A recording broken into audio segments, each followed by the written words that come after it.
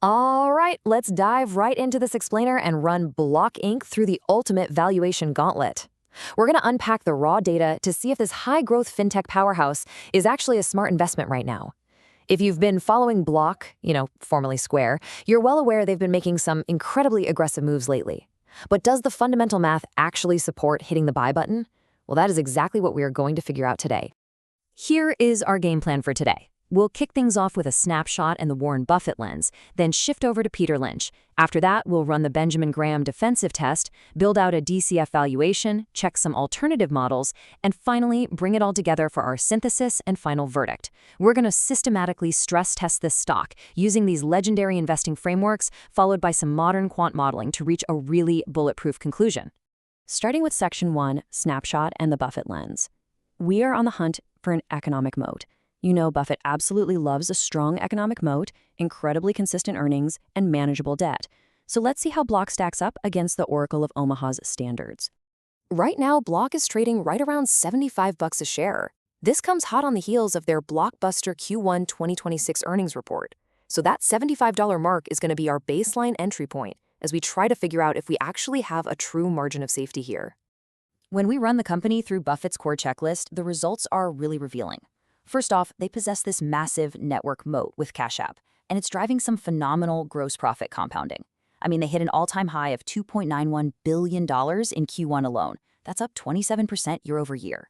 Plus, they are just absolutely crushing the Rule of 40 metric. They scored a 46% based on their raised 2026 guidance, which factors in 19% gross profit growth plus a 27% adjusted operating margin. And the best part? They're doing all of this with totally manageable leverage.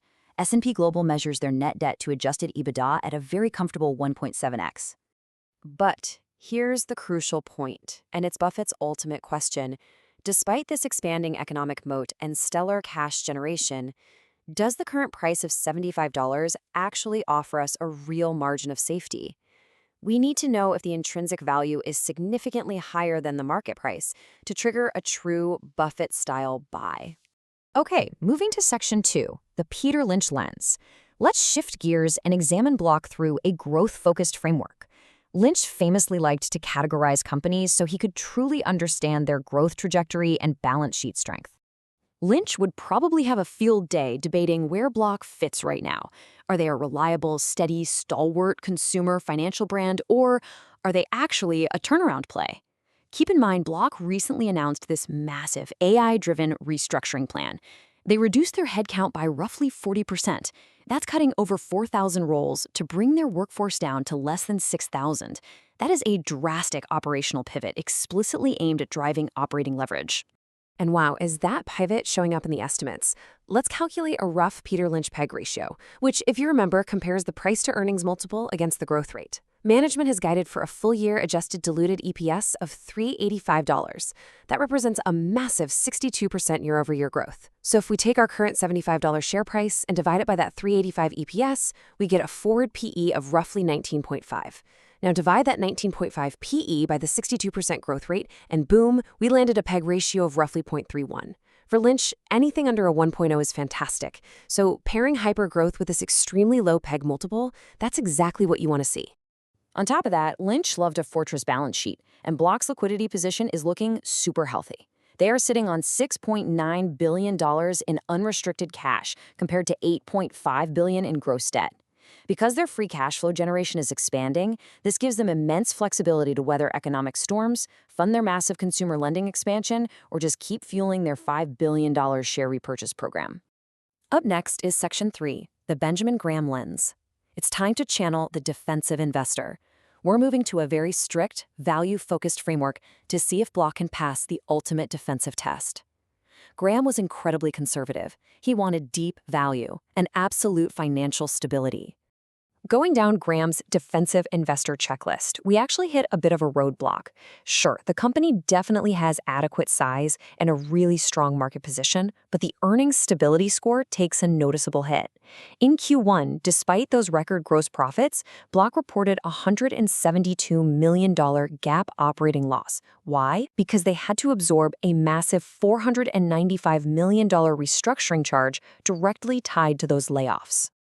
To find a hard price target, Graham relied on a very rigid intrinsic value formula. It combines earnings per share and book value per share, and then multiplies them by a base multiple of 22.5, taking the square root of the whole thing. However, because those massive one-time restructuring charges and honestly heavy stock-based compensation really obscure the true normalized book value in the raw data, we have to make an analytical assumption here. We are estimating a book value per share proxy based on normalized industry averages to complete Graham's equation fairly. This prevents us from permanently penalizing the company for what was essentially a one-off efficiency cut. Based on those strict inputs, our calculation spits out a theoretical intrinsic value of roughly $45 a share. This serves as our most conservative anchor. It tells us exactly at what rock-bottom price a deep-value defensive investor might finally bite. While Block at $75 might be a bit too rich for Graham's strict formula today, framing this absolute floor of $45 is critical for our overall gauntlet. All right, Section 4, Discounted Cash Flow Valuation. Let's transition from the classic gurus over to modern quant modeling and build out a DCF model. This is where we project the future cash the business will generate and discount it all back to today's dollars. We'll build our base case directly using the assumptions from the Ticker Professional Valuation Model. That assumes an 8% revenue compound annual growth rate through 2035 and a net income margin stabilizing around 11%. But as any good analyst knows, you never rely on just one single number. If we slightly adjust the weighted average cost of capital, our discount rate, or just tweak the terminal growth rate by a few percentage points, the implied fair value swings wildly. This really highlights the execution risk here. Block absolutely must hit those margin expansions for the model to hold up. Moving to Section 5, Alternative Valuation Models. To make absolutely sure our analysis is airtight, we apply alternative models to see if the math still holds up when we look at it from different angles. When we dive into Ticker's data across different scenarios, we're looking at some massive implied upside from today's $75 price tag. The low case projects a target of $133. The mid case anchors at $138, which, by the way, represents roughly an 85% total return. And the high case, assuming just slightly better margins and growth, shoots all the way up to an incredible $215. We also ran a comparable enterprise value to EBITDA multiple as a secondary check. Given that Block's adjusted EBITDA hit an all-time high of $1 billion in Q1, and they're expanding their adjusted operating margins to 27%, a multiple expansion is highly justified.